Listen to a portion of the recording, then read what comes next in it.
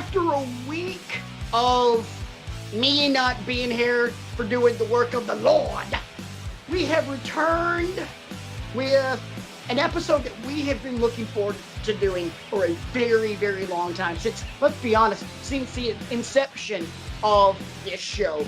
Welcome to the Montreal Screwjob edition of Wrestling with Egos. However you may be listening or watching us, whether it's Anchor.fm, YouTube, Intergalactic Radio, the back of some bald guy's head, or on a projector that's showing on a white bench, whatever. Thank you for making us a part of your wrestling week. We're very honored to have you, and we hope that you're going to enjoy this week's look back at one of the most important nights in the history of professional wrestling.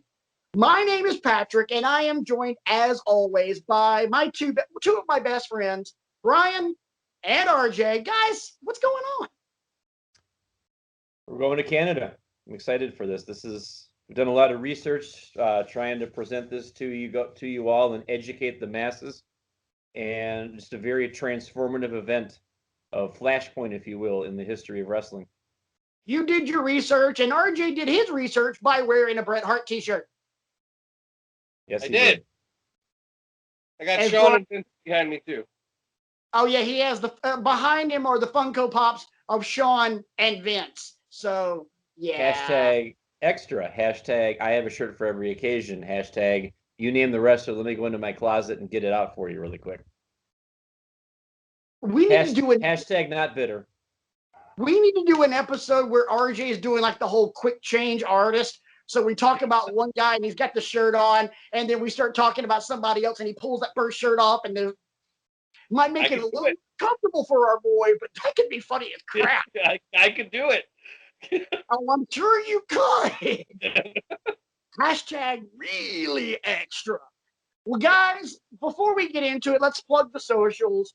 We really appreciate you guys watching the show. If you want to chat with us, you can always hit us up on Twitter. I'm at Rant Mode on. Brian is at bcrego15, and RJ is at RJ Eman with not one but two N's. As always, please email the show with your comments, your ideas, anything that you want to chime in on. The email address is wrestlingwithegos@gmail.com that you see at the top of your screen. Now that's going away. And now here comes the web address for our Google site, or as Brian refers to it as the repository, bit.ly/withegos. No, we're totally going with the repository because I like that. Editing last week's show, I was like, that just sounds awesome. So our Google repository at bit.ly/withegos. Don't forget, if you're watching us on YouTube, don't forget to like, subscribe, share, click the bell. That way you get all the notifications anytime we do anything, because more content will be coming in the near future aside from just the weekly Wrestling with Egos panel show. Guys, before we get into the Montreal Screwjob, we were trying to avoid being topical for this week, but some stuff happened that we have to talk about. For a couple of reasons. Number one, it's going to end up being very important. And number two, when we're doing the Montreal Screwjob, there's no way for me to put myself over. And since I was not able to put myself over last week for doing the work of the Lord, by the way, big shout out to my friends over at Mountain Mission School in Grundy, Virginia. Man, that place is gorgeous, and it was so wonderful to be able to give back to that school and those kids there. So look them up online. If read about them. If you feel so inclined, support them. Send them some money. Do whatever, because that place is just amazing. Anyway, moving right along, back to leaving the topic of doing the Lord's work and back to putting myself over, which could be one and the same. Yeah. Hashtag proper villain. RJ appreciates that. Thank you, RJ. Yep. And it's the Brian face. All right. I'm back. um, sorry to do this, and here's the part that we really won't touch on a whole lot. Finn Balor was defeated by Shinsuke Nakamura at the Extreme Rules pre-show and lost the Intercontinental Championship. I was okay with that and not okay with that at the same time because I love both guys. But what really is important, boys and girls, is what happened on Monday night. Monday night, Finn Balor beats the living dog crap out of Samoa Joe after losing the match, celebrating with the Balor Club, throws the arms up, and the music slowly, lights slowly start going out, and then spotlights diagonally cross this way and start going absolutely nuts. And you see this shadowy figure in the ring. The lights come on, and it is Bray Wyatt in that fiend mask holding Finn Balor. Sister Abigail throws the arms out. The lights go crazy again, and they zoom in on that fiend mask. Boys, that is the crap nightmares or okay, real quick. This is the moment I'm going to learn to do something new for this week for editing. Here's what we were looking at right here. Gentlemen, like I said, that's the crap nightmares are made of. Brian, you're shaking your head. Go first, because I know we know Finn's your boy, but come on. That was badass. It was, and we've been speculating for weeks and theorizing for weeks about who Bray's going to go after first. I'll preface this with a little bit of dirt sheet info that I've read. Finn has asked for some time off, and I forget who the credit on this goes to, but he agreed to put Bray over at SummerSlam or something like that, or a little mini feud to help advance Bray's character, after which point he will take his time off, his sabbatical, which I think he richly deserves because he's been putting in the work and not having much story to work with. I mean, you do as much as you can. I understand. I was angry. I mean, I messaged both of you guys in bold capital letters, and I know you're not used to me being the one to break something like that. Usually I see it 2 to 3 days later. I part of me is confused as to why an aborted storyline they choose as his first opening salvo. Of quoting Brian at 10 o'clock on Monday night. Of course you would decide to tack Finn in your ring debut, Wyatt. You're a psychotic, manipulative ass, and I totally understand. That was a direct quote from Brian. You just saw it on the screen. Yes, you're upset about it, but you get it. Yes, I do get it. I know I think all three of us at one point or another has speculated about Wyatt's return can't just be I'm going to stay over here in my heel box. It's got to have far-reaching implications, if they're going to do this right. And if Finn Balor in the short term is collateral damage for that, fine. I mean, it gives Finn a reason when he comes back. Okay, I'm going to take aim at you, maybe. I don't know. And then we can get a months-long feud out of the two of them. I don't know. But that's the scuttlebutt that I'm hearing. I am upset that he attacked my guy, but I understand. RJ, hit it. I hope the Firefly Funhouse isn't over. I hope we get more Firefly Funhouse. I would love it if that's the way he cuts all of his promos. Yeah, that would be phenomenal. I agree with you. That would be great. Brian pretty much touched on it. I mean, it's I get it. It makes perfect sense. It all kind of ties together now. I think that Bray looked fantastic. Oh yeah. As far as workout and being fit, he looked amazing. He looked like he's in the best shape of his life. He's ready for this. He's been given this ball and he is ready to run with it. And I'm just really excited to watch it happen. I don't know if you guys read this. I saw recently, and I can't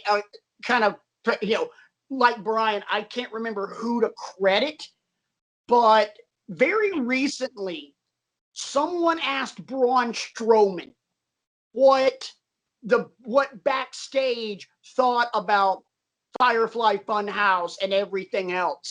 And Braun Strowman said that everything stops backstage when that segment happens. To the point where he said there are way too many people in the back who think Bray Wyatt is a genius. I'm like, okay. So if your colleagues think you're a genius and Vince McMahon doesn't let anybody write your promos, why isn't this guy the number one heel or the number one face in the company and should have been for years? That's my only question. I 100% agree with you. I've had that question for years. I own tons of Bray Wyatt stuff. We went to WrestleMania in Orlando specifically because my favorite wrestler was the WWE champion going into WrestleMania, and I wasn't going to miss that. I've been a huge Bray fan for years and been so angry at how he's been misused. And I'm so excited about this. Yeah, and Brian, you and I, in our conversations over the years, you know how much I have loved the Bray Wyatt character. And even with, because if I'm not mistaken, we started this show roughly around the time that Firefly Funhouse started. Yeah, that sounds about right. It was either, you started seeing teasers about what is this Firefly Funhouse, or he had maybe had one or two episodes, and that was one of the things we spent our early episodes talking about. I wonder if this isn't, maybe we should commend the writers in the office for this. Maybe this is them admitting, okay, yeah, we screwed up. And yeah, we finally realize what a mind you have and how capable you are. So you now have carte blanche to kind of call your shot, if you will. And we're going to see where it takes us. I wonder if that's what they're doing. Wouldn't surprise me, for the simple fact that someone like that, and now we're going to swing things a little bit toward RJ's wheelhouse. Okay, I don't know what his contract status looks like, but let's say it's coming up somewhat soon. If they don't give him carte blanche to let him let the dogs loose and do whatever he can, he'll leave. Cody and company sign him and he goes to AEW. Cody's going to pull up a Paul Heyman, hand him a microphone and go, here, talk. Yep. They'll rename the character, but it'll still be the same thing. And it'll still be absolutely amazing. Maybe more. Go ahead. Maybe more so. There's probably stuff that Bray has pitched that has been shot down, I would imagine. Oh, I can imagine. That probably wouldn't be shot down in AEW. I'm not, and maybe it would, but I do, Vince has in a lot of ways still, regardless of who you are or how much carte blanche you have, there is still the aspect of your performing for an audience of one. And so I'm sure there's stuff that has gotten shot down. Right. And I'm also sure that there has been, that's some good that Vince has sent Bray's way. And he's like, no. No. Man, I keep saying it every time we talk about anything Bray Wyatt since the inception of Firefly Funhouse. I can't wait to see what's next. It's just been a constant evolution that has yet to suck.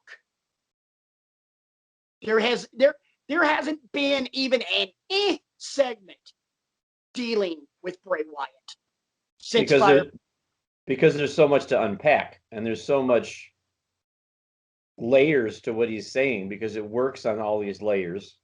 Mm-hmm. And but I enjoy, as a wrestling fan, actually having to use my brain to understand what I'm seeing. Mm-hmm. It's amazing what happens when you harken back to old stuff and project other things forward and for long term. It's amazing what can happen, right? Oh God, yeah. All right, gentlemen, it is time to go back into it. I'm dusting off an old cartoon reference, the Wayback Machine. Yeah, there you go. Some Mr. Peabody. Yeah. And also now here's something we hope you'll really like. Time to go back into the Wayback Machine to November 9th, 1997.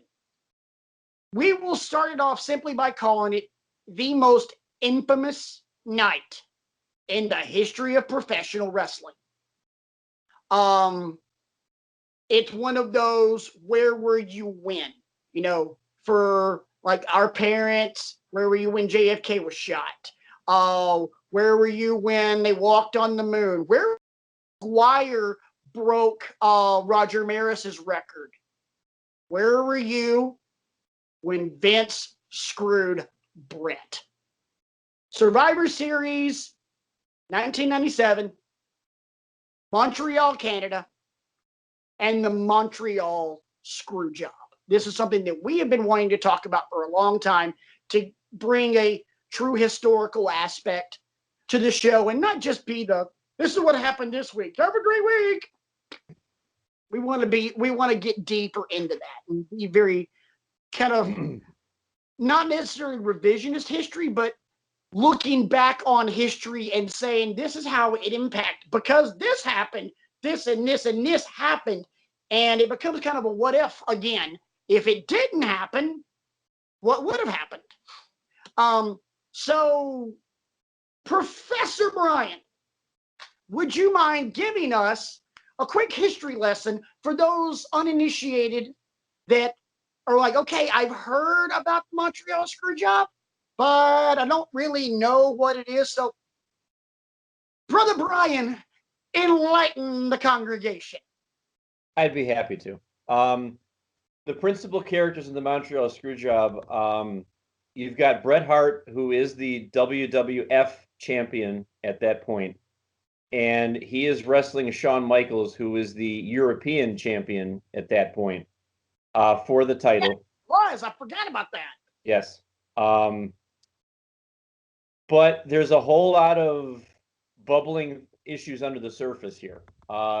Earlier in the year, Bret had signed a contract with WWF to remain a contracted performer there for the next 20 years. And 0.5 million per. Right.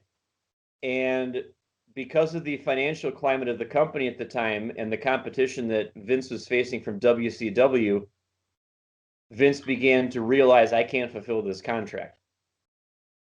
Just given all of the factors, which we won't get into at this point.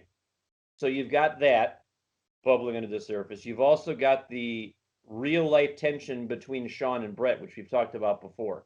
Oh, yeah. They've had matches before, but they were just matches. But by this point, you spin it into 97, there's been insults, there's been personal attacks, there's been allegations, there's been all kinds of things. And now you have the personal relationship, or lack thereof, between the two.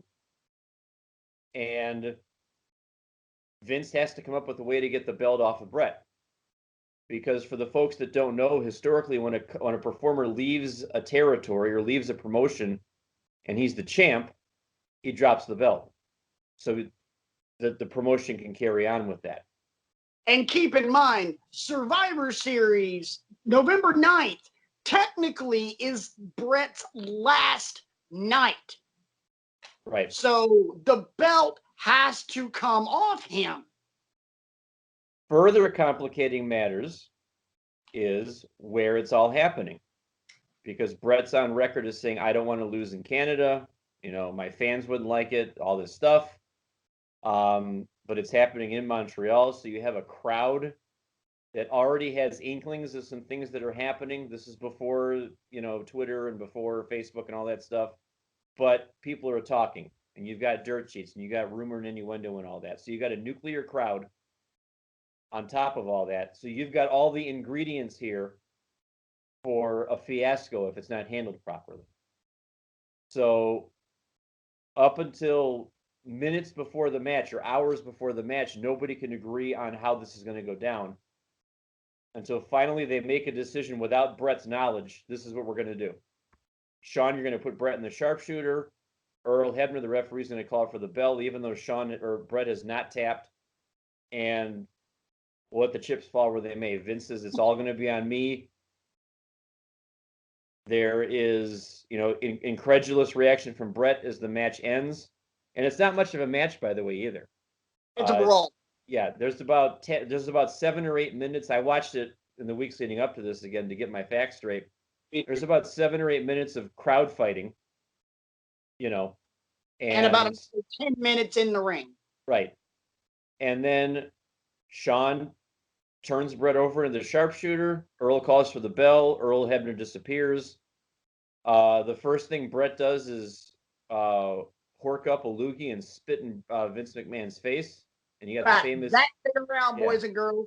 That big around. Famous image of Brett just kind of, or Sean just, or I'm sorry, Vince just kind of wiping the, and looking up at it, that kind of thing. There were 3 people there, Brian. You were bound to get it at some point. Yes, I'm sorry. I digress. So everybody else leaves ringside and just kind of leaves Brett out there, destroying ringside equipment and, making the WCW sign in the air and I love you and all that kind of stuff. And backstage, none of the boys in the back know how to react. Like, what just happened? There's camps developing. And Brett tells Vince, they want people's blood. Yeah. Brett tells Vince, if you're back out here by the time I'm done showering, I'm going to hurt you, essentially. And so Vince goes to Brett, tries to, smooth things over. Brett punches him in the face. And according to Bruce Pritchard, Vince knew he was going to have to take one for the team. Exactly. So that's the blow by blow of what actually happened that night. We're going to get into Fallout and all that stuff as we go on. But for the uninitiated, that's what happened. It was basically, in wrestling, things are scripted, we'll call it. They're predetermined. They know going in, how's it going to go down, but you couldn't agree on a finish here because both men were very prideful men. And there was a lot of behind-the-scenes drama that they couldn't agree on. So up until the 11th hour, they were trying to come up with the finish. RJ, Go ahead, RJ. I just want to quickly, I feel like it should be mentioned because people are going to not know that Brett and Sean legitimately disliked each other. The people, Brett and Sean, could not stand each other. Yeah. Bret Hart and Sean Hickenbottom hated each other vehemently. You could not find 2 more opposing personalities. Gotten into a fist fight in the locker room before, like hair got pulled out. It's Yankees, Red Sox. It's Auburn, Alabama. It's that kind of just straight up hatred. Athens versus Sparta, whatever you want to call it. It's mention that because I felt like people might not know. So Hatfield and boys, Bloods and Crips. I had to get something out of that just to get a cringe out of Brian. Hey, I gotta make up for lost time. I missed you guys last week. We missed you too.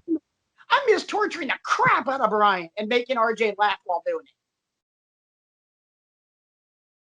So that's kind of your history lesson. And, from there's been any number of books written about this, any number of documentaries written about this, and any number of, Bruce Pritchard says this, and Jim Cornette says that, and Earl Hebner says this, and says this. First off, Vince Vince Russo Stop is the swearing. huh?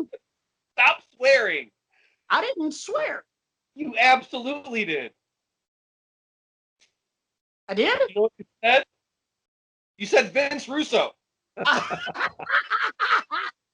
Okay, so my bad. Now that I've been corrected, in post production, I know when to beat myself. Well, so we'll let those first ones slide just for context. So my personal opinion is that anytime I'm gonna beat that is talking about the Montreal Screwjob is lying. Anytime he's lying. Oh yeah. Okay.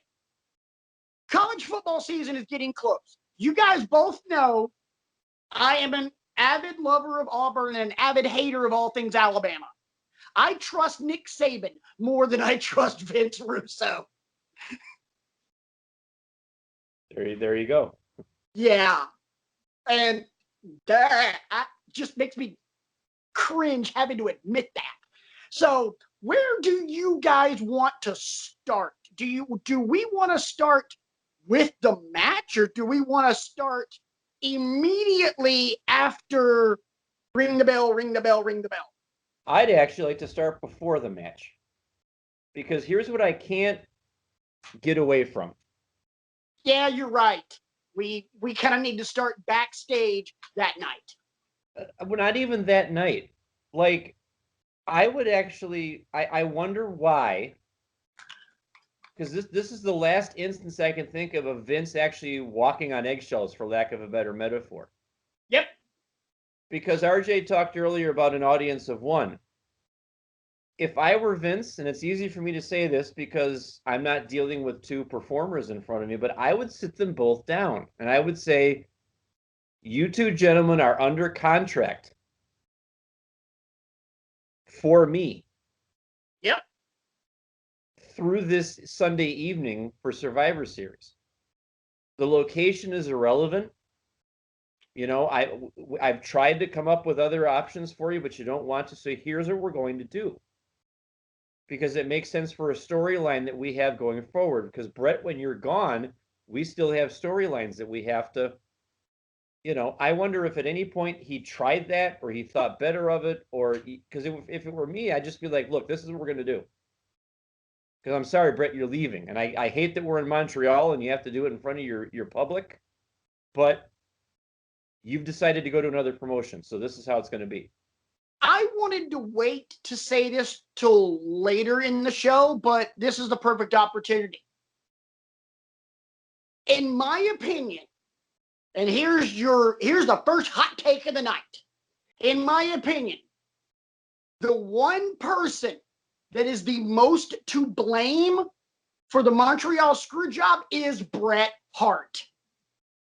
And here's why. No one is bigger than the business. Thank you, RJ. Bret Hart. I don't want to lose in Canada. Okay, you're leaving. But I'm a Canadian hero. I don't care. You're leaving. We just saw what Medusa, Alundra Blaze, whatever you want to call her, did to the WWF Women's Championship on Monday Nitro. She threw the damn thing in the trash.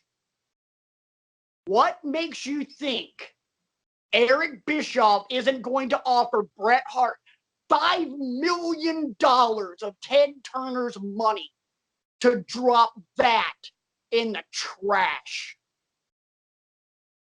Bret Hart putting his ego above, number one, sensibility, number two, the business, and number three, time-honored tradition that dates back to, well, even before, some guy named Stu Hart.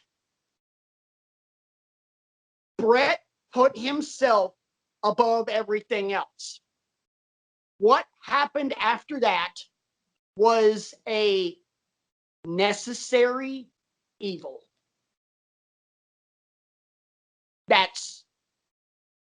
There's my take. It's Brett's fault. Brett is a bitter crybaby about the entire thing. So what you're saying is Brett screwed Brett. Brett, and here's where the beeping comes in, boys and girls. Brett. Brett also everybody else. And I'll get to other stuff later as we get further along, because I have more Brett blank. I got a list of them on the phone of people he screwed. So let's fast forward now. We're now in Molson Center. We're now in Montreal. It's the night of the show. So the story goes that Vince can't drill reason into the head of Bret Hart. Bret Hart is on his high horse, and that's what it is. I'm sorry. I'm a little opinionated about this because, like I said, it's Bret's fault. It is all Bret's fault. Bret friggin' Hart was an idiot in this one. So the meeting is now Vince, Jim Cornette, and apparently Shawn and Hunter. And there's talk of screwing him over, but they're not directly saying it. You know, I believe Triple H's famous quote was, "F him, if you won't do business, we'll do it for him." And then the plan was hatched. So apparently, let's count people that were in on it. Shawn, Triple H, Vince, Jim Cornette, and then at the last friggin' minute, Earl Hebner. Earl Hebner did not know until he was heading to the ring, and Jerry Briscoe grabs him and is like, "You got to do it." Well, I don't want to do it. Who is Bret Hart going to pay your bills, or is Vince McMahon going to pay your bills? So he didn't really have a choice. Then Vince shows up at ringside and does it for Earl. So Earl got off scot-free. Really, still truly. ran out of the. So what? And still ran out of the building. Still Even though ran everybody points to Vince as one that said ring the bell, ring the bell, ring the bell, Earl still took off. Yeah, because Earl realized that there was going to be backlash because he was the ref. I mean, dude, how many years did we get chants of "you screwed Brett, you screwed Brett, you screwed Brett"? And then when Brian, his son, becomes a referee, "Your dad screwed Brett." I mean, there was a smattering of "you screwed Brett" chants at Double or Nothing when he came out for AEW. It still happened. oh yeah. I mean, it's garbage. I mean, I hate the fact that he's the one that's associated with it, especially being the fact that Shawn Michaels has come out and gone, I did it. I knew about it the whole time. I'm sorry. I was a jerk. I'm glad he did it. I'm glad he admitted to it, because I mean, I think it was the worst kept secret in sports, aside from Pete Rose bet on baseball. That and Barry Bonds did steroids. Pete Rose bet on baseball. Shawn was involved in the screw job. Those are Mike Tyson. Mike Tyson is crazy. Four worst kept secrets in sports. So Brian gave us the history lesson. We know what happened. What happened next, RJ? Well, there's Oh man, what happened next that's a big question. I'll lead you in a direction. Mr. McMahon. Mr. McMahon. After the spit.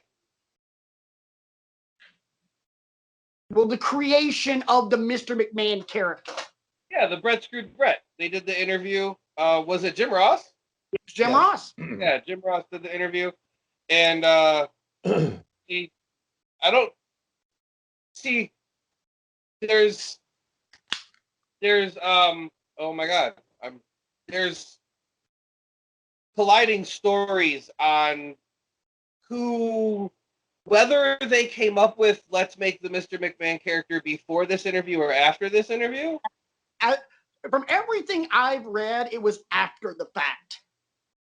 Because the interview with JR and Vince, that was Vince being genuine, but he came off cold, came off like an asshole. Very cold. And he wasn't wrong though. No, he wasn't. That's the whole thing about it. Like he sat there in that chair and said all the things that you just said. That Brett screwed Brett, that we tried to get Brett to do business, that there's a time-honored tradition that you lose on the way out. That I have no sympathy for Bret Hart. Right. That was the big one. That was the coldest thing that he said in the whole thing, was that he had no sympathy for Bret Hart because specifically, and everybody will tell you this, Vince tried everything. Vince and the people around him pitched scenarios where there was interference, like scenarios where there was a ref bump. Like they pitched every possible way to get the belt off Bret, and Bret is just so freaking about Bret Hart that he didn't care. And right. This is one way. There are many ways, but this interview and the creation of the Mr. McMahon character is one of the ways that this one singular event made Vince a billionaire and kept WWE at the time going. Yeah, because here's my thing, and this might be getting a little too far ahead, and if it is, Brian, wave and stop me. The Vince McMahon, well, the Mr. McMahon character allowed there to be a dominant heel who's also the authority figure, which was really never done in wrestling until this. And now everybody does it. Yeah. But the stars aligned because there was now the perfect foil for this major heel. Shawn wasn't the major heel after all this. It became Vince. And therefore, it was never the guy who ends up being the mega babyface. We'll get to him later. Versus Shawn, it was Vince versus that guy. Also doesn't help the fact that at the Royal Rumble, Shawn damn near kills himself getting backdropped onto a casket by The Undertaker, which is the reason he was gone for 5 years. I'll make 2 points about what you just said. You can make that, but if you're going to limit yourself to 2, go right ahead. Well, 2 for now. I'll get my stuff in at some point. Dude, I got all night. We will get our stuff in, get as much stuff in as we want for this thing. Let's not forget the Shawn factor in this too, because this is around the time where Shawn is not the easiest person to work with either. Shawn's a prick. Let's call it what it is. Shawn Michaels is a prick. Yes. So self-admitted at this point in time in 2019, Shawn Michaels admits, yeah, back then I was a prick. Yes. And on the one hand, I will commend WWF because this is one of the first or one of the more recent examples I can think of them playing the long game with a rivalry.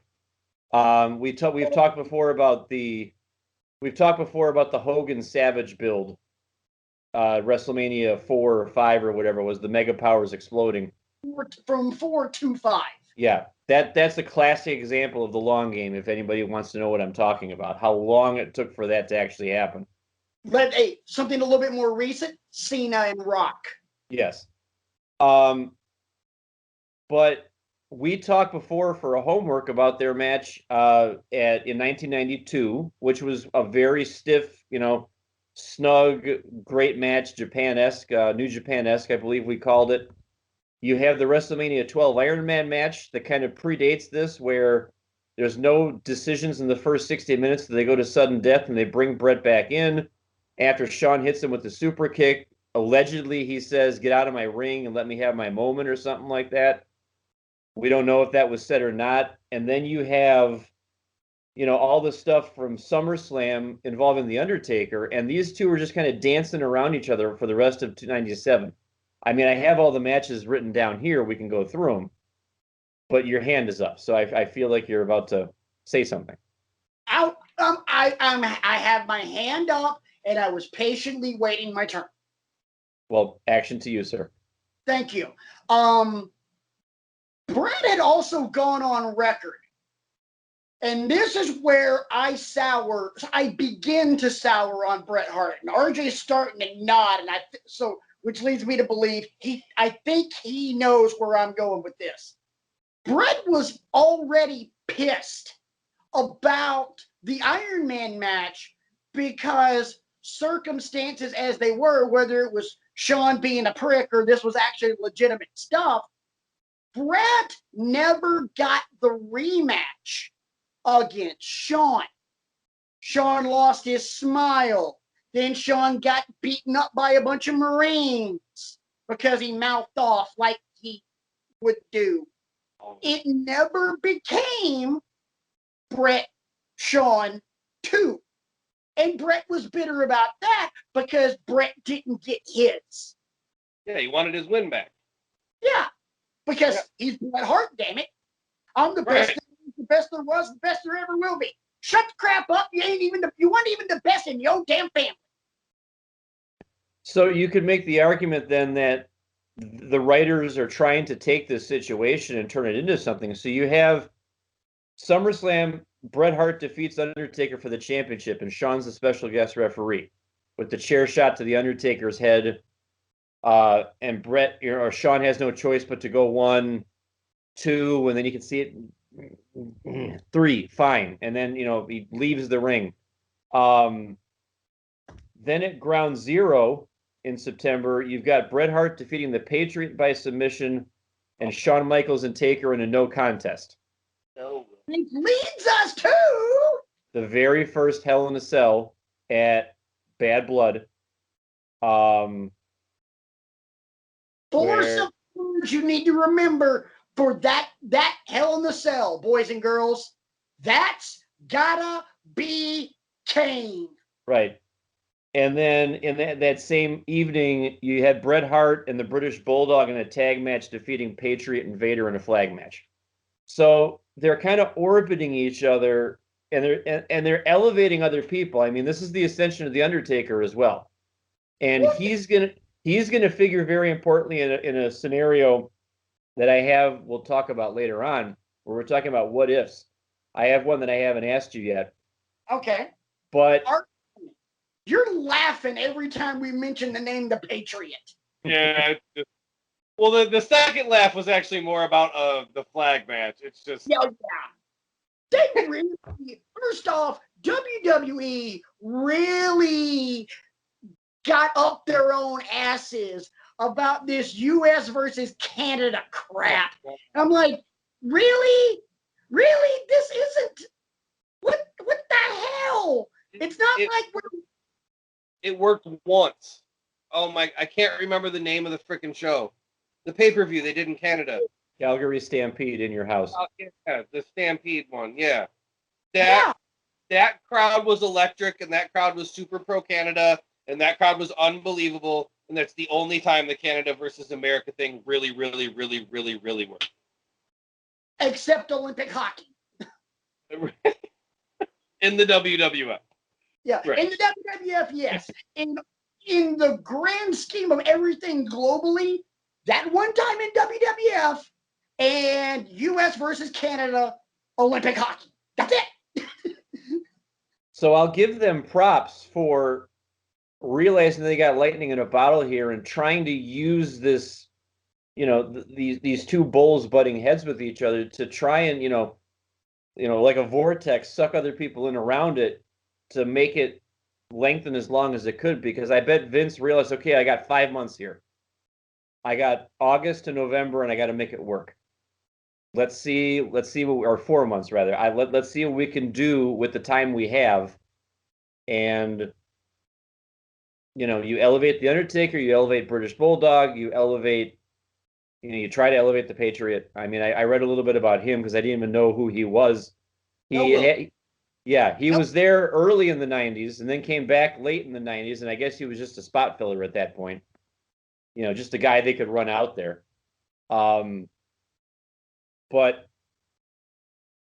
so credit to them for realizing what they had there, and I guess trying to give the fans something to get excited about. Hey, real quick, RJ, trivia. Let's see if you can do this. Which WWF/WWE wrestler ended up with the Patriots theme music? I think, was it Angle? Yep. I think you just told us that the last time we were all together. I think you said that. Oh shit! Because we were talking about entrance music. But you taught that. I didn't know that before. Yeah, same music. Same music. All right, so we're there. It happens. Who watched it live? Not me. I mean, I've watched the pay-per-view so many times that I know, what happens on camera. Oh, and yeah. I've also seen. Brian, you were out of wrestling at that point, right? You had never been truly introduced. I've spoke before on the show about how WrestleMania 3 was my first exposure to wrestling, period. And I'm like, what is this? But then circumstances being what they were, I didn't get back into it until I was in college. And this was, 97. I was a junior at John Carroll, go Blue Streaks. And, I came into all this after the fact. That was when I started, 98, 99 was when I started going to Blockbuster all the time and just renting the VHS pay-per-views. And that was when my buddies told me there's a show on UPN called SmackDown. And, that was how I consumed it. Didn't have cable at the time, so I couldn't watch Raw. But I've seen the pay-per-view itself. I've seen infinite number of times. I've seen the Wrestling with Shadows documentary. And pretty much any book you can name that has info about this, I've watched it. I've seen the Viceland Dark Side of Professional Wrestling episode about the screw job. Yeah, so that's kind of how I'm piecing all this stuff together. So I know what happens at backstage, how everybody's up in arms for various reasons about everything. And I also know, and here's one of my what ifs. I'll throw it out there right now. Eric Bischoff screwed up because Eric Bischoff, again, he's got this made guy. You scored the coup of the century here. He left WWF to come to you, and all you can see fit to do with him is, referee here, special guest referee there, and that kind of thing, and not clean finishes and 4 months. Yeah. His first match was at Super Brawl in February. Yeah. Can anybody explain to me why? Because Eric Bischoff's a freaking idiot. Yeah. I mean, that's one of the things I could not agree more with you. Like, they dropped the ball so hard on Brett. Yeah. If you're Eric Bischoff, Vince McMahon did you a favor. He gift wrapped a nuclear bomb. And if you use it right, WWE dies a quick death. Let's trot him out there. Let's put him in matches. Let's have him go after a title or something, and let's Nope. I put the world title on him immediately if I'm running WCW at that point. Immediately. Not just yet. First, I give him a mic. True. Go off. Hey, if it's me, to hell with CM Punk. The very first pipe bomb is Bret Hart live on Monday Nitro, and I do it on a night they're taped. Yeah. On a night they're taped. Because also for the uninitiated, at this point in time, WWF was pre-taping their shows to run on USA Network. Was that? I think it was at this point. Okay. But Eric Bischoff was doing counter programming, so he's like, fine, they're taped, we're going to be live. And so that's how you get eyeballs on your product. Well, okay, if they're taped, I'm going to give away the results, and I'm going to do all this stuff, and now you have no reason to go over and watch them. And here comes Big Bubba. This is where the big boys play, right? But imagine that. I mean, imagine Bret Hart walking out to the ring with a microphone and airing his grievances. And I'm so match. Yeah. I mean, just out of nowhere. Don't play any damn music. Do the same freaking thing you did with Scott Hall. Yeah, and I'm also pleased to announce that I'm going after the WCW Television Championship. Do they have that? Am I getting my champion? Okay, let's just start there. You know, I don't know who had it at the time. Let's just start there, and let's have him go over on whoever the champ was at that time, and then let's have him start just being ruthless and being a technician, which we all know he was, and run with it. He's a wrestler. He's one of the best wrestlers around. Use him. And they didn't. At all. Almost ever. And Eric Bischoff will tell you that he had a disheartened and not in love with the business anymore Bret Hart when he showed up to WCW. But that's curable. I mean, like you said, put a microphone in the man's hand. Yeah, I'll write some great TV for you, and here we go. I have great people to put you against. You do not need to write TV for this, guys. You don't need a team of writers. You don't need a script for this. This is literally what you need. Bret Hart with a microphone, the middle of the ring. And Bret Hart, even though this would have predated me coming up with this gimmick, rant mode on. Just, Bret, take your ass to the ring and just spit venom. Don't stop until you're done. And night one, that works. And you're right. Night one, that works, because I guarantee you, as he's talking, he is working that crowd into an unholy frenzy.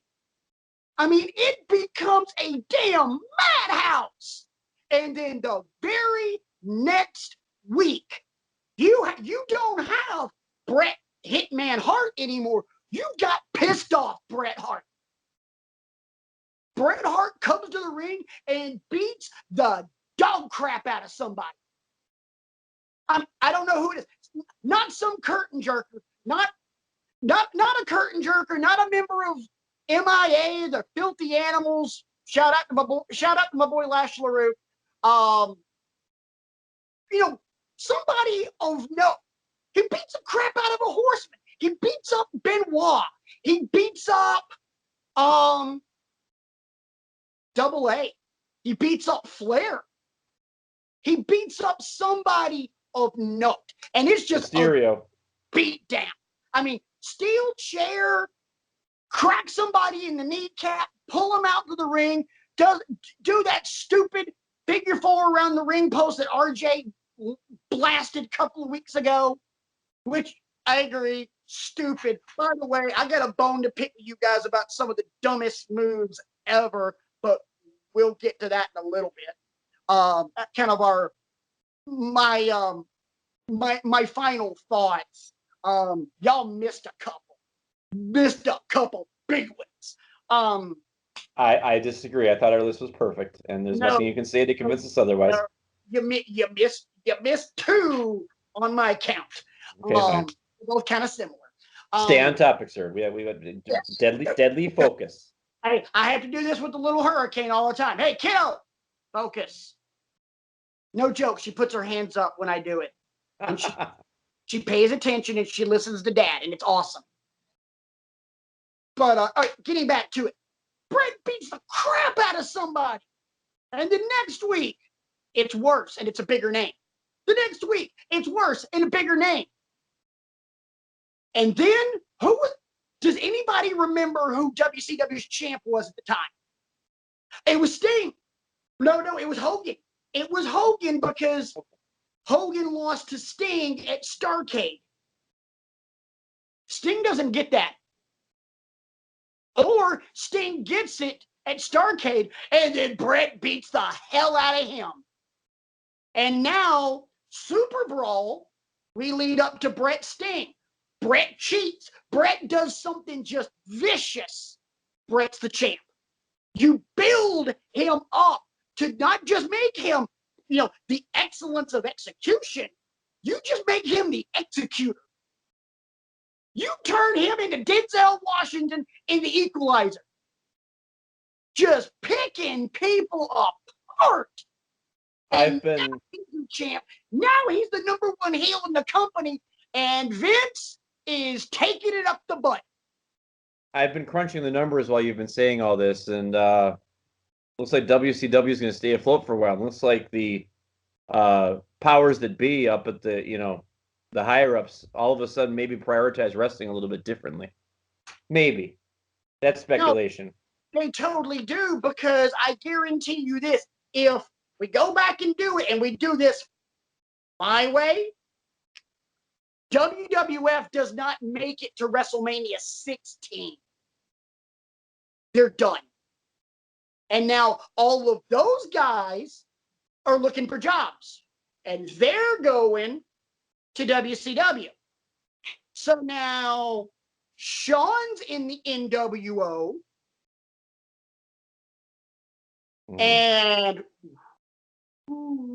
I'm Eric Bischoff, and I want this match. I got it now, and I can have fun with that. Sean's in the NWO. I'm gonna turn Brett face. It's easy to turn Brett face. Bret Hart. Oh, yeah. It's stupid easy to turn Bret Hart face. I mean, hell, they do it to the Miz all the time. It can't be that hard for Bret Hart. Sean's in the NWO. Let's see who else is now in WCW. Undertaker is in WCW. Let's see who else. Austin. Austin would have never been a huge name in WCW because he and Eric Bischoff hated each other at that point. Let's see, who else am I missing? At that point in time, Mick Foley doesn't happen. Mankind does not happen because he's got a bad taste in his mouth from WCW. Who else is in WWE that would have been able to jump ship when WWE folds? I mean, Rocky was still young, but he was there. They wouldn't have done anything with him. Maybe. You don't know. I mean, that dude's unbelievably charismatic. For one of my other what ifs, I'm sorry, what was that, RJ? He wouldn't have been a star yet at that point, but I feel like they would have made him a star. I disagree that they wouldn't have done anything with him. I think that Rocky Maivia, or The Rock as he became, was going to be a star wherever he was, whenever he was. He just has it. Probably. You have another. Go ahead. Well, for one of my other what ifs, I actually found a printout of the roster for WWF in '97 for this what if that I'll be sharing with you shortly. And I'm trying to think of other like names that were on the payroll at that point. After Brett, Austin, Shawn Michaels, Bulldog Owen. yeah. But after that, it's just a lot of like interchangeable parts. It's like guys like the Jekyll and Wildman Mark Miro and guys like that. Like not, feud altering names. No, at this if point you in will. time, the better roster is WCW. Yeah. Oh, absolutely. Far and away. How looking back on it, on the Monday Night War, how in God's name WCW lost this is baffling. There was better talent. There were better matches. And I feel like that all ties back to the Montreal Screwjob. That's how they lost. The Mr. McMahon character is how WCW lost. The Mr. McMahon Austin thing usurped WCW's entire roster. That's how. It all ties back to the Screwjob. Yep. Which now I'll say it. This isn't just the most infamous night in the history of this business. The Montreal Screwjob is the single most important moment, ladies and gentlemen, in the history of professional wrestling. It is more important than anything Ric Flair ever did. It is more important than Hogan body slamming Andre. It is more important than Austin winning the title, Rock Cena, Roman Reigns coming back from leukemia, Daniel Bryan at WrestleMania 30, or anything The Undertaker ever did. Excuse me. The single most important night ever in wrestling. November 9th, 1997. And I will say this now, without the Montreal Screwjob, wrestling as we know it in 2019 does not exist.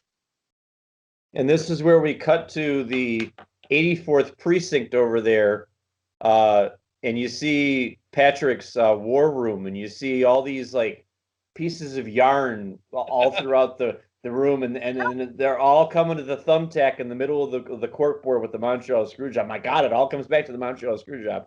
And I agree with you. I can think of other important moments, but nothing quite so transformative as this. So here's my next what if you don't mind. Go ahead, and then I will make my follow-up. Let me get my follow-up point. Yeah, get your follow-up in. Because it'll be done, and that'll be it. You know how true movie lovers can play a game of 6 Degrees of Kevin Bacon?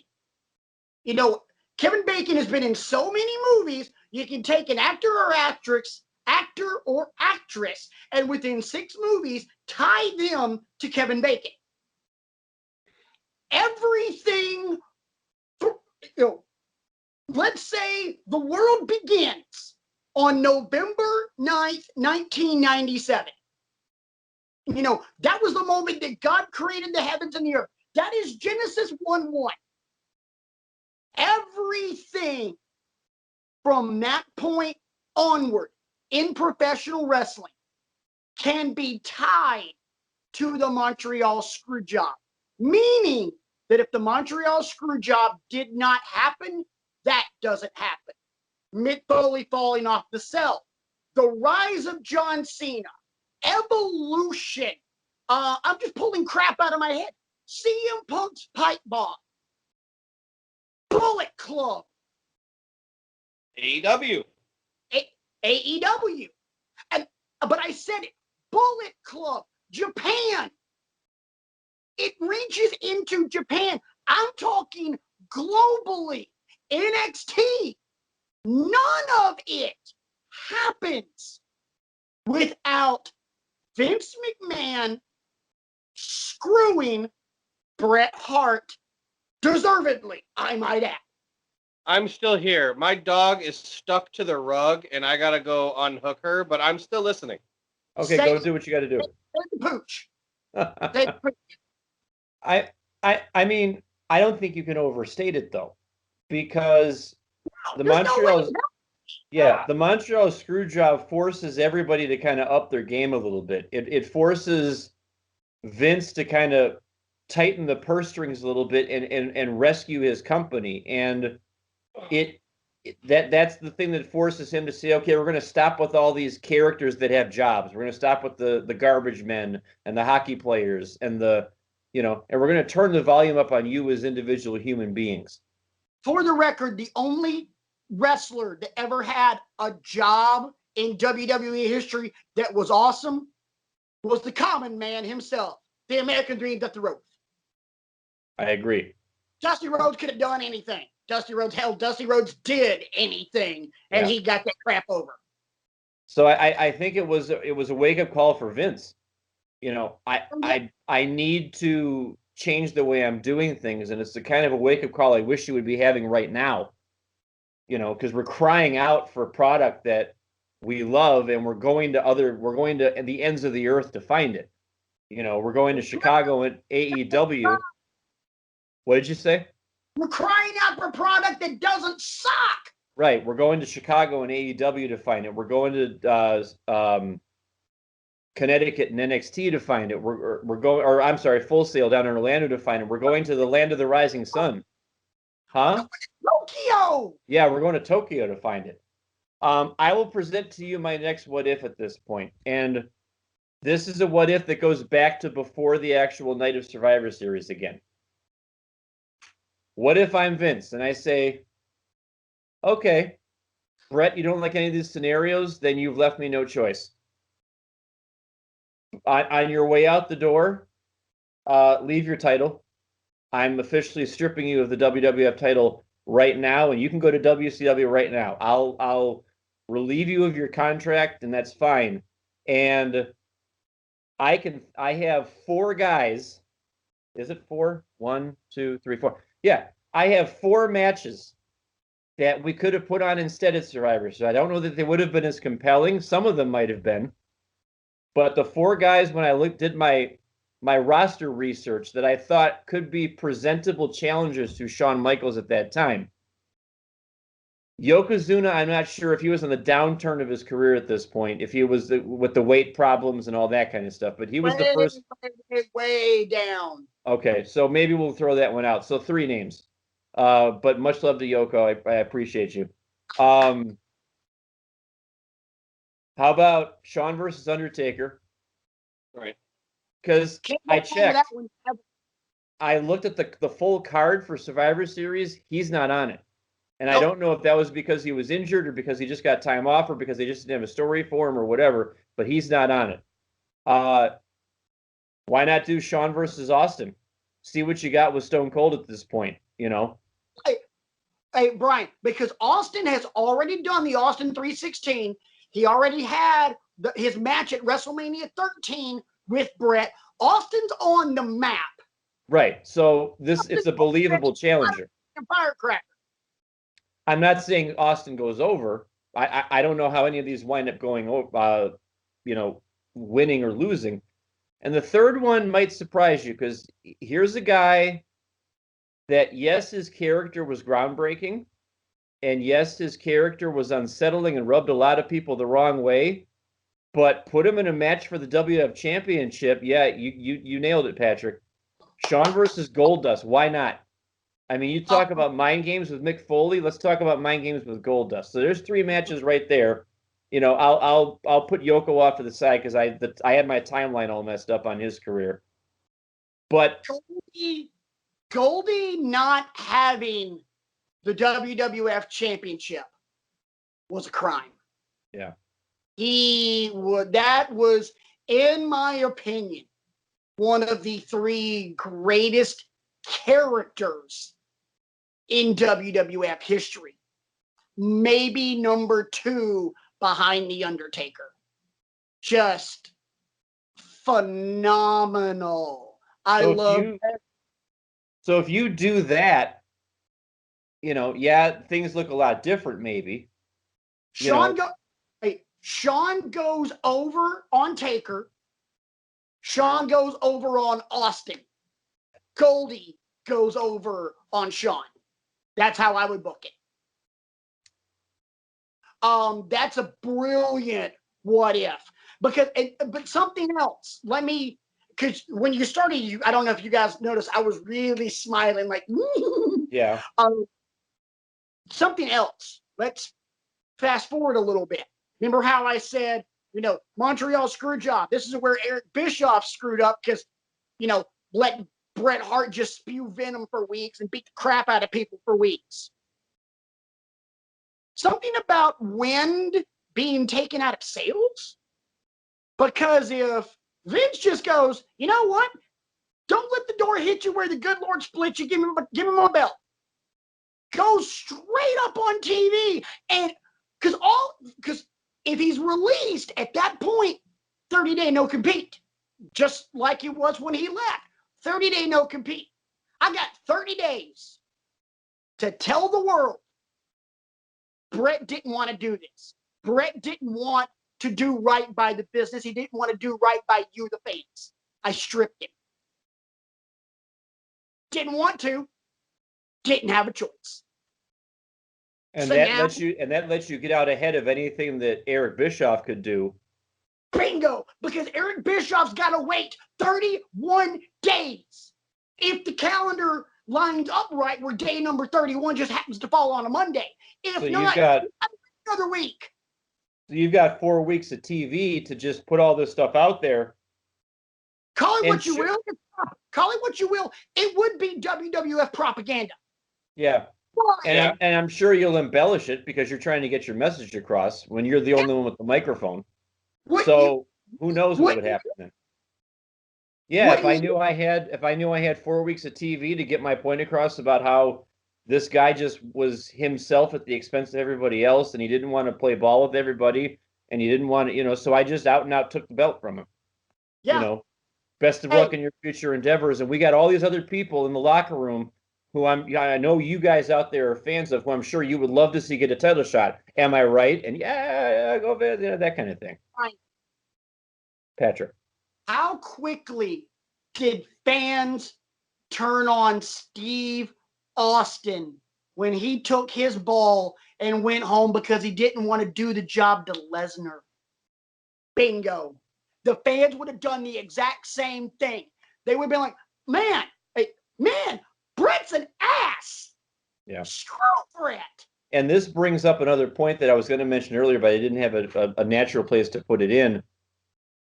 At the very beginning of my consumption of all this, I felt sorry for Bret. And, that's because that's how it was presented. I mean, that's how, I can't believe they would do him like that. But the more I read about it, and the more I can, kind of read between the lines subliminally and look at motivations and stuff, I realize that unfortunately Bret was his own worst enemy in a lot of this.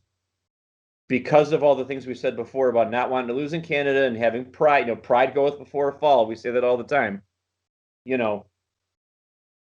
So I've used the word quite a bit on the show over the last couple of weeks, and I'll do it again. Hubris. Yeah. Bret's pride. Bret was too consumed in Bret Hart was too consumed in being Bret Hart to do what everybody else in wrestling would do. And wouldn't think twice about it. Exactly. What? How did Stu never instill this in him? I don't. It boggles my mind, him being a Hart and acting the way that he acted. I can understand, Bret, it's been said that Bret, when he was the champion, he felt like he was the champion. He won the championship. He was the champion because he won. And he failed to remember that he was champion because somebody decided that he should be the champion. And I just don't understand how Stu and his entire family, how does Owen not go, Brett, man, what are you doing? Like, I don't understand how his family didn't pull him aside multiple times, multiple people. Like, how did his family just let him do this? It's ever since I was 12 years old and this happened, it boggles my mind that nobody in his family was like, dude, your last name is Hart. You're making us all look like shit.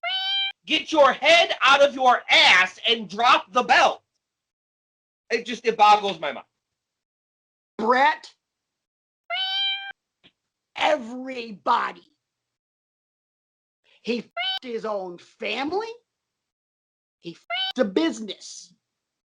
And more importantly than anything else, and this is the last one I'll say, Brett, us.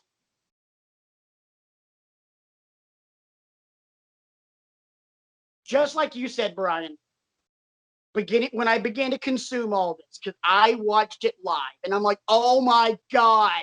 You know, first reaction, and anytime someone has a reaction that ends up being like drastically wrong, I compare it to that Duke lacrosse scandal, like in 2004, 2005, somewhere around there, where they were all accused of rape, and it turned out it was all a lie. This was my pro wrestling Duke lacrosse moment. Brett's the victim. Brett, oh my God, how could you do this to Brett? And the more that comes out, I'm like, okay, Brett might have been a little bitter about this. Brett might have an extra. No, Brett doesn't just have an extra grind. Bret Hart is a bigger egomaniac than me. Or anybody else. Yeah, anybody else. But I'm just saying, and context, you guys know me, you guys love me, you guys put up with my crap all the time. Bret Hart's got a bigger ego than mine. Only difference is Bret Hart believes every syllable of the bullshit that comes out of his mouth. I only believe about 15%.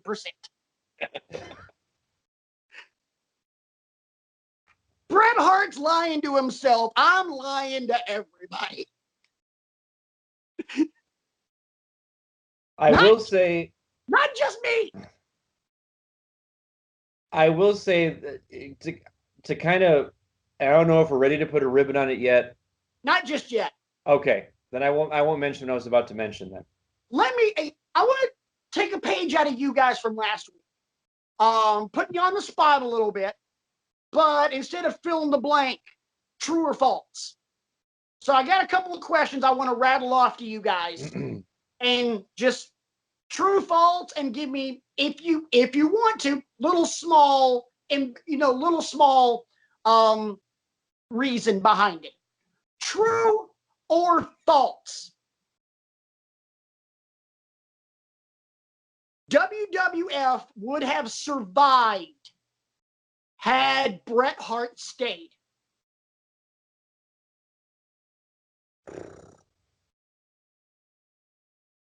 I'm going to say true. Okay.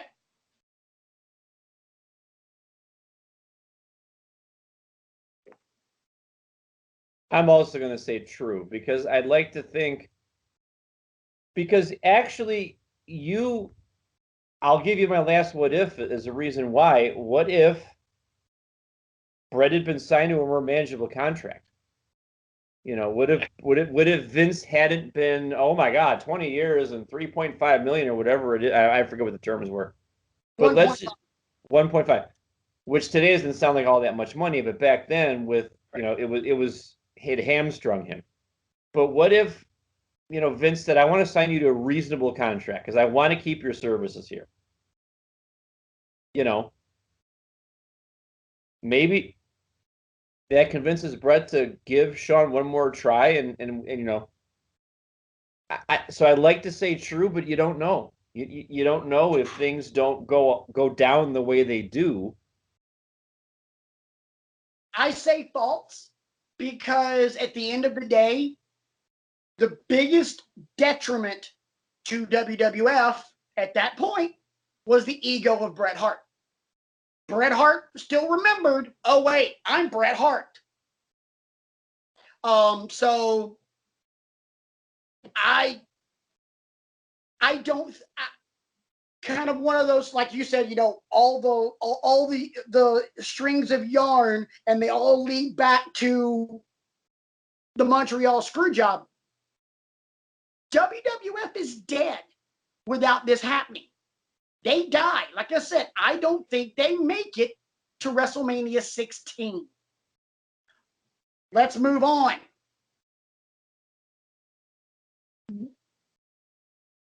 Under the gist of WWF survives, Steve Austin, Stone Cold Steve Austin, becomes as big as we know him to be without the Montreal Screwjob.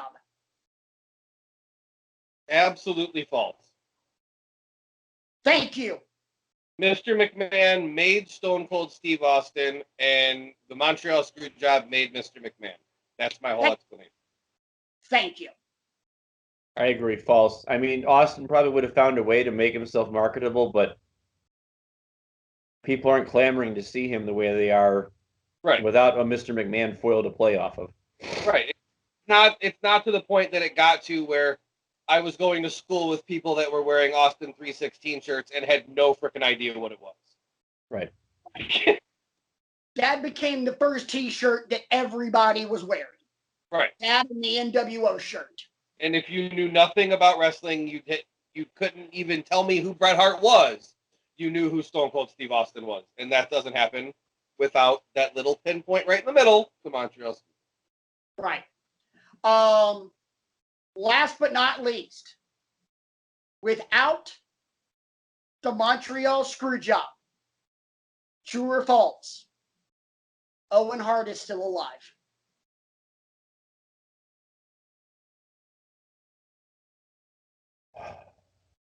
And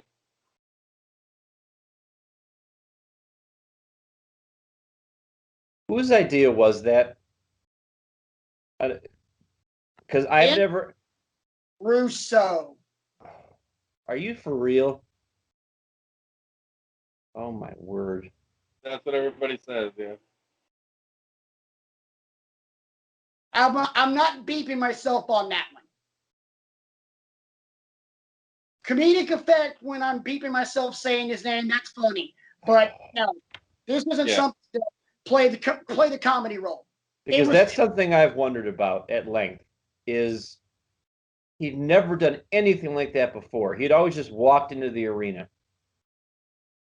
Even when he was the classic blue blazer entrance is the one at WrestleMania 4 at Caesar's Palace, where he comes down the staircase / ramp in that sequin, jacket with the mask and the wings and all that kind of stuff. That, which was awesome, by the way.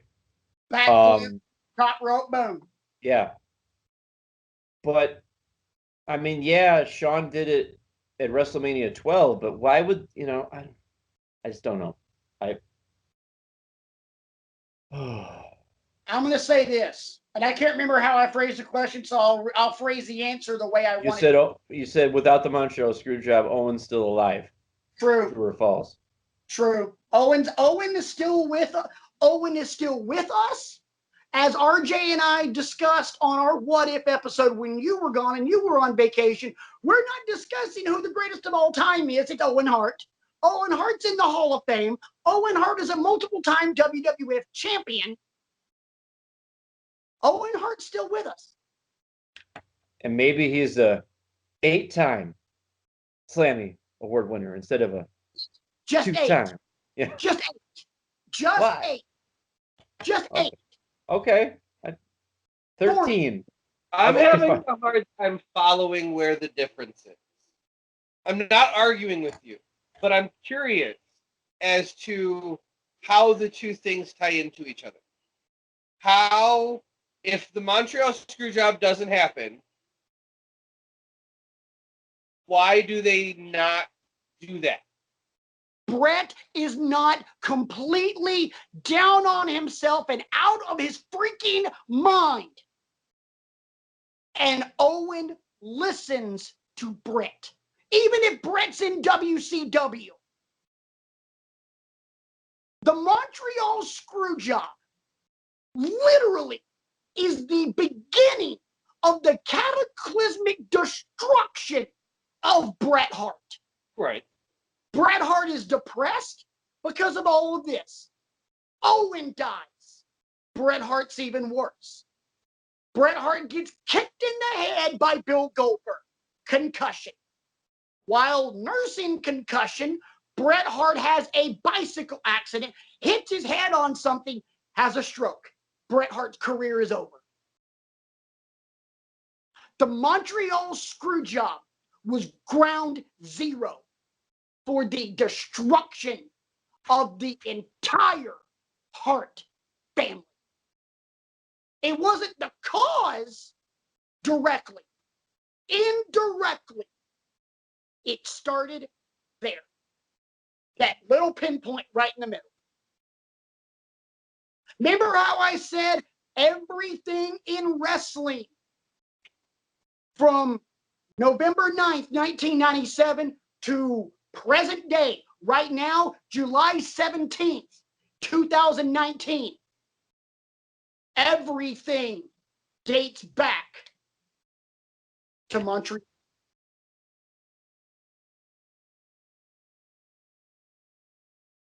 Everything. Owen Hart is still with us. You cannot. This is that internet meme. Without the Montreal Screwjob, Owen Hart is still alive. Change my mind.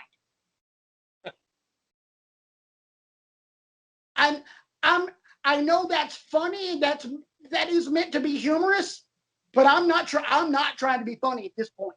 I'm dead ass serious.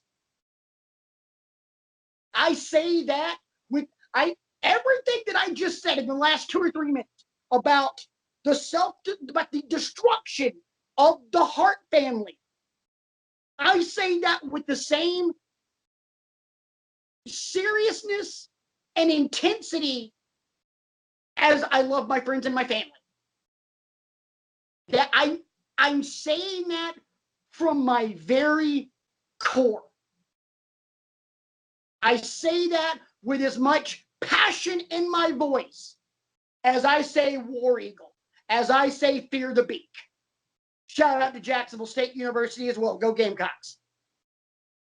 I never went that deep on it, but Brian, when you present it that way, for a decade, man. Yeah. I've been thinking about this for years. It's become my own damn conspiracy theory.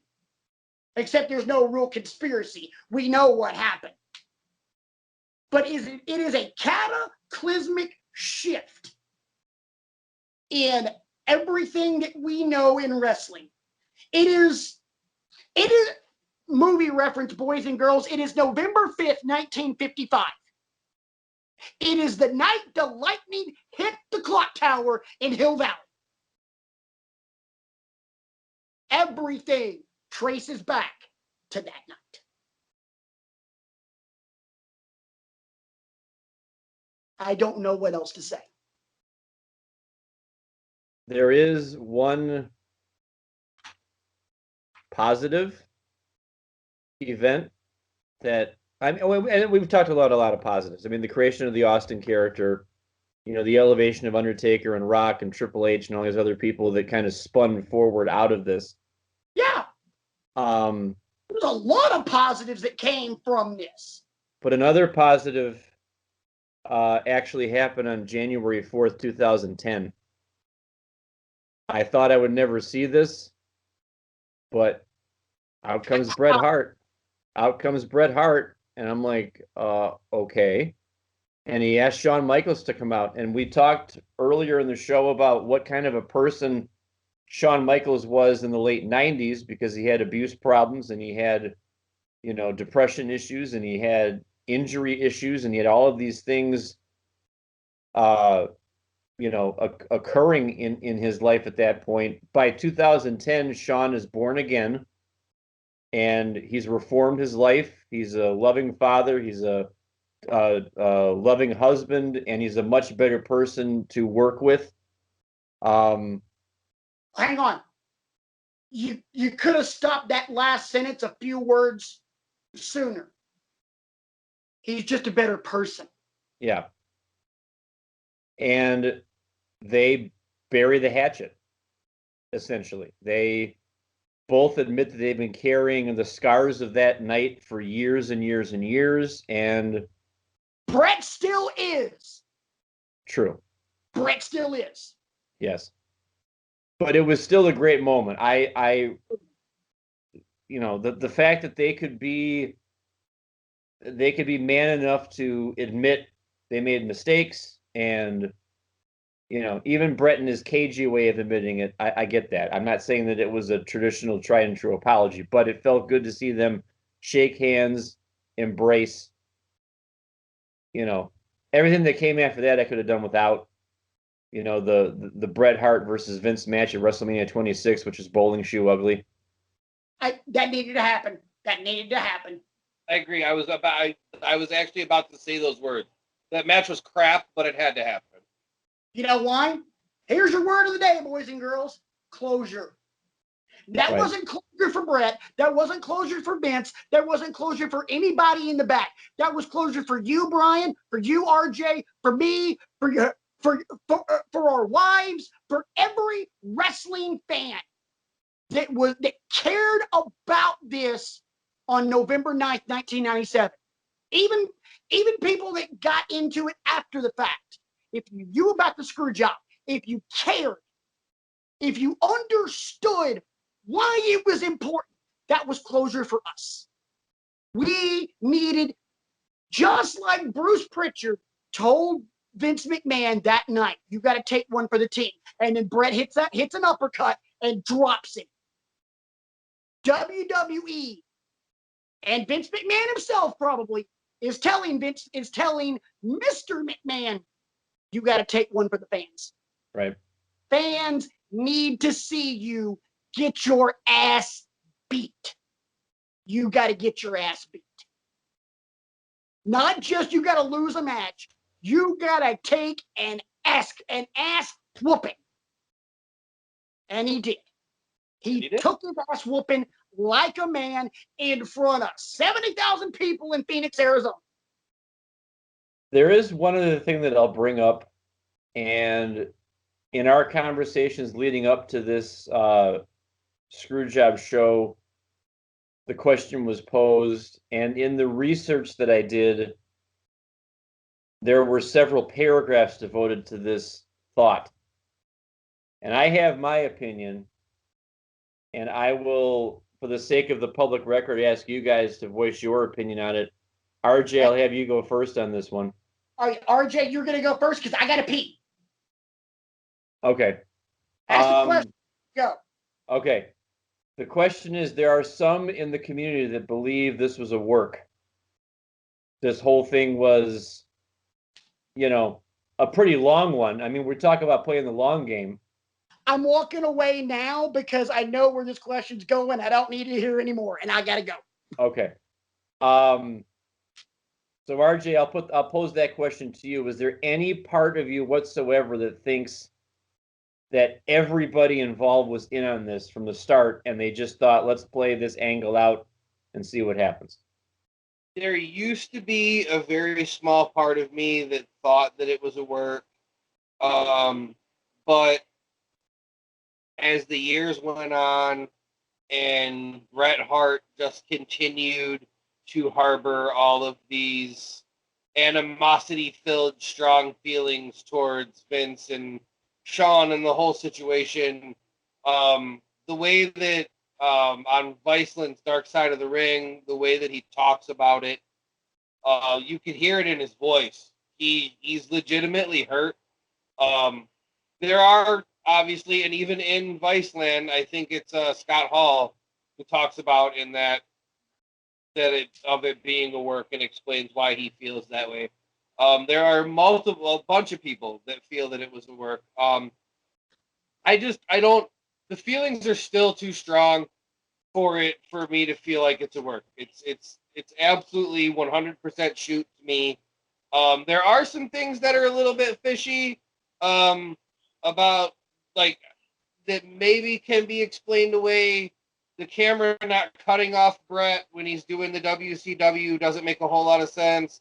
The fact that Vince got spit on and then they zoomed in on it doesn't make a whole lot of sense.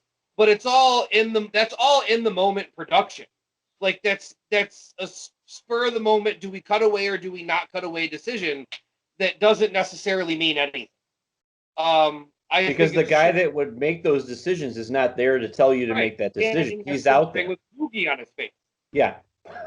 Not only that, but the person that would be filling in for Vince, Bruce Pritchard, did not know what was about to happen.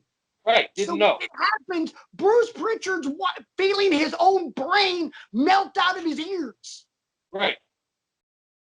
Absolutely. Patrick, what say you about this modest proposal? This is probably the hard. I've said some pretty stern, semi-harsh things tonight. Here comes the harshest one. Anyone who thinks this is a work is a fucking idiot. Bottom line. Anyone who thinks this is a work is a fool. Yeah, there, like RJ brought up, there are these fishy things. Why did the cameras let him do the WCW in the air? Why did they zoom in on Vince after the loogie? Why did the cameras follow him around while he was smashing all the monitors? Why didn't anybody come out and get him and stop him from smashing the monitors? Because nobody knew what the hell to do. Right. Everybody back there, literally, me and my friends, when we were younger, 18, 19, 20, we always used to have this physical expression anytime something mind-boggling happened. Your head would flip open, and then your brain would just, ah! That's literally what's happening to every living soul in the back. They're either pissed off and they want to kill somebody, or they don't know what the bloody hell is just happened. It is mental pandemonium back there. So if Bruce Pritchard's ass don't know what the hell to do, and cameraman sure as hell don't know what to do. Right. And it's not a work. No way, no how. I am never going to buy into that conspiracy, and I will probably slap the hell out of somebody if they actually could legitimately tell me, no, I think it was totally a work. Actually, you know what? I wouldn't slap the hell out of them. You know why? Because a year ago, I reconnected with God. I'm a better person because of that and a lot of other things. You know what? I'm going to pray for you. I'm going to pray for you. I'm going to pray that you get some of the same, because clearly you person out there that has this belief that this is a work. Mental illness is a real thing, boys and girls. And I'm going to pray that you, whoever you might be, get the help that you desperately need. Go see somebody. It worked for me. It can work for you. I'm going to agree with both. Yeah, I'm going to agree with both of you. I don't see how this could be a work. And for the uninitiated, a work is where everybody's in on it. RJ and Patrick and Brian are going to get together, and we're all going to know what we're supposed to do and say at any particular point in this scenario. Hey, but easier layman's terms answer. A work is every freaking wrestling match we watch. Right. Whereas a shoot, we're shooting from the hip. It's raw emotion. This is how I feel. I know what I'm supposed to say, but I don't care. I'm going to say it anyway. Consequences, forget about them. I need to get this off my chest. And when I listen to Brett give interviews about it, or when I read anything that he's written about it, or when I see a documentary about it, Brett is just too hurt and too raw and too, in his own head. Yep. For this to be a work. Because eventually it comes out that, yeah, it was a work. I was in on it the whole time.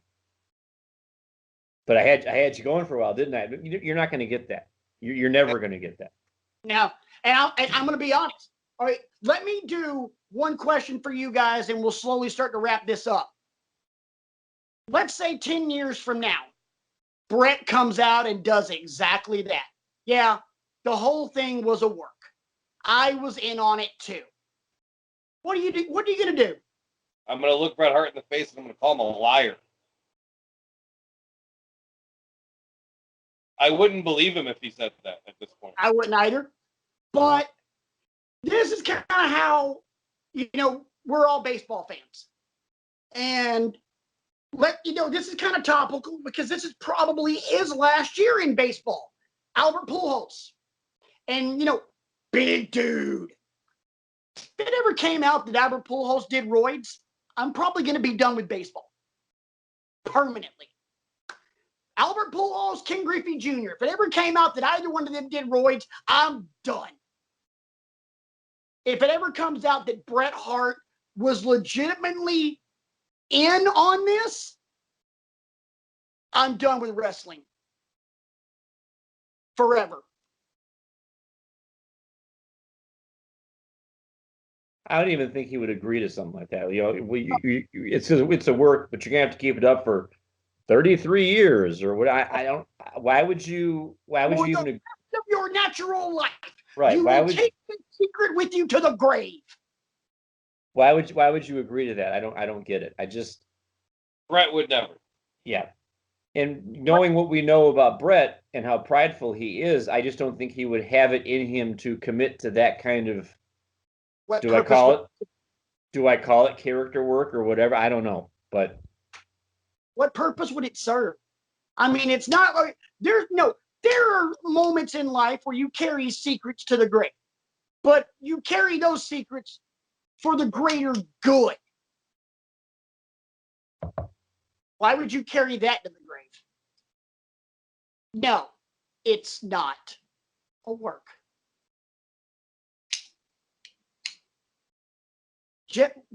Boys, it's a hell of a conversation. definitely. Yeah. I can definitely say I have appreciated your points of view, and it gives me other ways to look at this momentous night. Obviously, I don't think nobody here made a compelling or even attempted to make an argument for anything else. I think we're all in agreement in some way, shape, or form of who's responsible, who should be shouldering the blame. Some of us a little bit more extreme than others. There's plenty of blame to go around. I think we right. can all agree on that. Or, one name, Brian, who is mostly at fault? The way you guys have presented everything, I mean, we got to put most of it on Bret. Because it was just the way he was carrying himself that made him so difficult to deal with that it painted people into a corner. And RJ? you had to react a certain way to, save face. So we're all in agreement. Cool. Hey, look, I'm not comfortable in doing that because Bret Hart was such an amazing wrestler. To me, putting the onus of this on Bret Hart is kind of feels like really looking at what Chris Benoit did. Now, obviously, not in the same light because Benoit murdered 2 people and killed himself. Yeah. But beforehand, Benoit was one of my favorite wrestlers ever. I can't look at him as one of my favorite wrestlers ever because, dude, you killed somebody. You killed your wife and your son and then yourself. Sorry, you can't be a part of my conversation anymore. Yep. I liked Bret. I was more of a Shawn guy than a Bret guy, but I liked Bret. And Bret's come off as a douche ever since. And I'm like, all right. I can't look at you as, yeah, I used to be a big fan of you. Nope, not anymore. He's a bitter old man. There's one moment in the last 2 decades where I actually liked Bret Hart. Can anybody guess what it was? Let me take a wild guess. Hall of Fame this year when that idiot jumped in the ring and punched him. No. Oh, Brian? You liked Bret Hart. oh, right. I know. You got it now. I know. Bret Hart unveiling the AEW World Championship belt. That's it. There it is. Dude, you do realize you were becoming to AEW what Paul Heyman is to Brock Lesnar. Everything. Yep. Everything always goes back to All Elite Wrestling for him, just like everything always goes back to Brock Lesnar for Paul Heyman. You are insufferable, and I appreciate that. I appreciate that. I don't just commend you for it. I don't just applaud you for it, good sir. I bow to you because from one villain to another, kind sir, you doing good work. Give me one of them, RJ. Give me one. Yeah. Yes, sir. Hey, top villains doing top villain things. Sorry, Brian. Yeah, you're the face in this one, okay? Speaking of top villains, I understand that the top villain in camera 3 over there has some beef with our Bar Talk segment from last week. I do. Thank you. And that's a good place for us to tie a ribbon on this, if you don't mind. Yeah.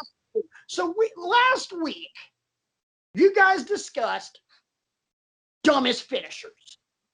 I thought we did a fine job, too. I thought you guys did, too. But you missed a couple. Oh, Lord. Here we go. And I love this first guy. Love him. Met him. Got his autograph on 3 of his books. Mr. Sacco. The Mandible Claw / Mr. Sacco. Where the hell was that on your list? I don't think it's a crappy finisher. You think the Rock Bottom is crappier than Mr. Sacco? Absolutely. You're an idiot. Because we're choking you with a smelly tube sock. I'm gonna go get my keys. I'm gonna jump in my Honda. I'm gonna drive to your house, and I'm gonna stick my fingers down your throat, and then you tell me. I'll bite them bastards off. Not if we apply it correctly. It's not going anywhere. This crap comes out. I can bite. I just admitted on YouTube that I had dentures. I don't care. Okay, next. Breaking news across the bottom of the screen. Patrick. Yeah, we're not doing breaking news on that crap. Hell no. Number 2, the Cobra. Oh, God. I forgot about that. Who was the Cobra? Santino. Oh, sorry. I don't even remember how he did it. Like, oh, he did the... I hated that move. It fit Santino. I hated Santino. I'm a huge fan of him as a person, but his character was way too comedy for me. Oh, yeah. Dumb as crap. I've got one more I absolutely hate. And they're all mostly modern, but I've got one more that absolutely, positively, beyond the shadow of a doubt, hate. And I'm not even going to call it by the name she uses. Naomi's flying ass to the face. The rear view. The flying ass to the face. Again, I'm going to have to disagree. What? Brian, I disagree. Let me do it.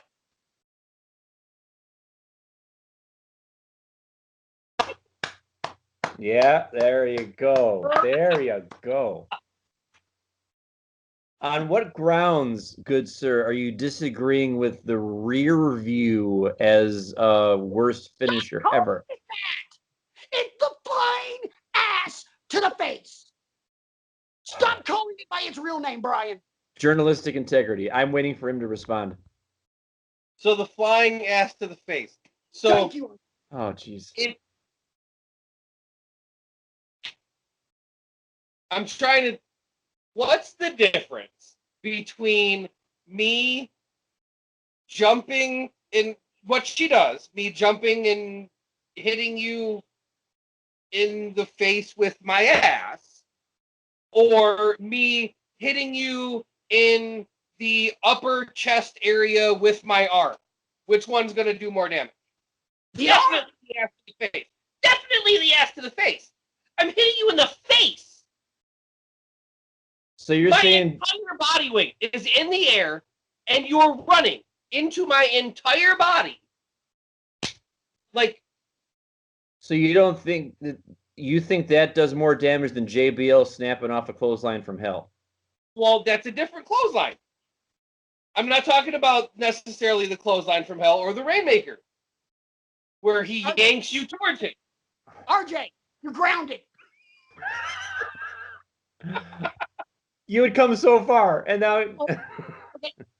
In the history of this show, in the 2-3 months we've been doing this, there have been moments where I have told Brian that the point that he was making was asinine or whatever.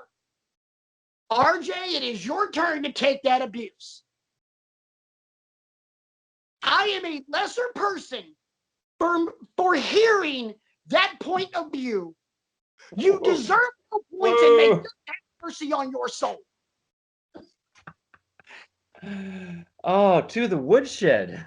With You have said since you have joined this show, you have said some brilliantly poignant things that have now all been erased because the flying ass to the face is more devastating than a clothesline. best finisher alive. No. I will stand by it. Oh, brother. I would Okay. much rather, I would much rather get hit by your arm than your ass. Especially an ass the size of Naomi's ass. Reason the flying ass to the face should be a finishing move is if your name is either Rikishi or Yokozuna. I would like to point out Asuka also does it. Yeah, and you know what? It's stupid. Some dude in New Japan does it, and guess what? It's stupid. I will not argue that it is a stupid concept, but I feel like that doesn't feel good. That hurts. Okay, in wrestling, much like sci-fi movies, there needs to be a suspension of disbelief. Now we're pushing it, boys and girls. The flying ass to the face. Yeah, okay. Guy wearing a clown mask. How is it different? How is that worse?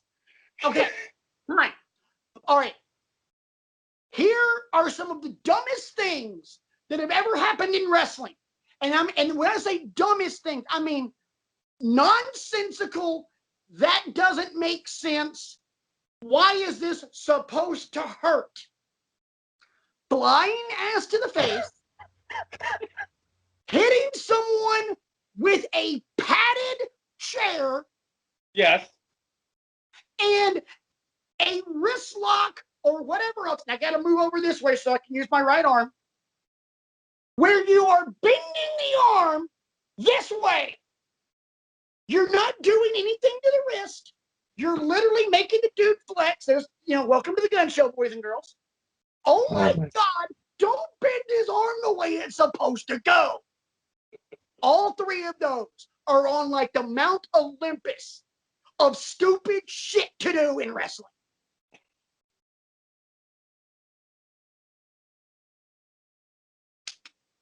I Yowza. cannot. You The just flying ass to the face is on par with the padded chair, RJ. but it's not on par with this. Yes, it is. All Oh, three. it's not. I am taking my entire body weight and throwing it at you with my butt. You are taking my arm and bending it the way it's supposed to go. It's totally different.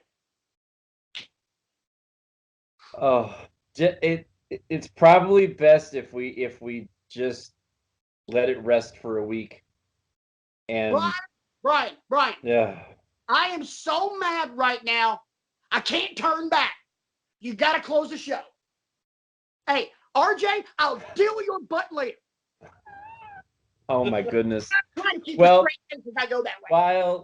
While my two compatriots here argue into the wee hours of tomorrow morning about whether it is or it isn't a lunatic finishing move or not, we want to sincerely thank you for coming on this journey with us. However you consume the show, whether it's on Anchor.fm, whether it's on YouTube, we thank you for coming along with us. We thank you for your feedback, because your feedback helps make us better. You can always reach out to us. Hey, you probably have some finishing moves that you think are dumb, and you might want to just, maybe get us off this track for a little bit and just, put your submissions through. And you can do that at wrestlingwithego@gmail.com. Right. Me or RJ? Who is right? Oh, we'll put a poll. We'll make a poll or something. Hold on. You can hit Brian up at BCredo15. You can hit Dumbass up there at RJ E-Man with 2 N's. Oh my goodness. But you email the show at wrestlingwithegos@gmail.com. And of course, there's the Google repository at bit.ly/withegos. I challenge you, fans, email us, tweet us, let us know who is right. My question for you this week, ladies and gentlemen, what is worse, a clothesline or the flying ass to the face? We'll have a pie graph next week, or pie chart next week, to show the percentage of the folks, of the people out there in Wrestling with Egos land, who sides with RJ, who sides with Patrick. And I have a feeling, I have a feeling down in the pit of my stomach what that pie chart's going to look like. I think I might know. No, Brian has a feeling at the pit of his stomach. He doesn't know. He does not want to be 17 miles from this discussion. Oh my word! He's like, RJ. Brian is over here, going, "Oh my God, I've just been dragged into this." Can I just say that I think it boggles my mind a little bit that the first time that you and I really get into it about something on the air is about the flying ass to the face. Because let's face it, in the grand scheme of things, if you're going to get into it about something, that's one of the last things I would think you would want to get into it about. But yet here we are. Dude, here we are. We did the entire What If show and brought up really good points and agreed on 99% of the entire show. It was great points, but we didn't argue on anything. And you and Brian, you of all people, know I like to argue. This is true. RJ and I's first fight on this show deals with the flying ass to the face. I'll leave you with one thought before we ride off into the sunset on this week's episode of Wrestling with Egos. What if? I got one more what if for you, and it's a juicy one. What if, instead of the figure 4 leg lock, Ric Flair's finisher was the flying ass to the face? Can you imagine what a transformative superstar he would have been? Woo! He would have been styling and profiling. Woo! He would have been limousine riding, jet flying. Oh my God. And that everything in the wrestling business can be traced back to that night in 1982 when he debuted. Sorry, I'll stop. I can't even. He debuted the flying ass in the face by hitting Dusty Rhodes with it. Yes. to win the And NWA And title. Dusty Rhodes said, "Go ahead, hit me with a Big Daddy." Think about it. It's 1982 in the Omni, which means Gordon Soley is commenting on it. How do you call this crap? Can you imagine Dusty doing the flying ass to the face? Say what? Can you imagine Dusty doing the flying ass to the face? Hey, right there. Oh God, this is gonna wreck the whole thing. We may need to end after this. That is taking Getting Funky Like a Monkey in public, if you will, to a home. Since neither one of them can, and I'm the only one left to do it, I'm going to say thank you again for watching us. And until next time, that's our story, and we're sticking to it. Fight for the Spawn was awesome! The lion ass to the face.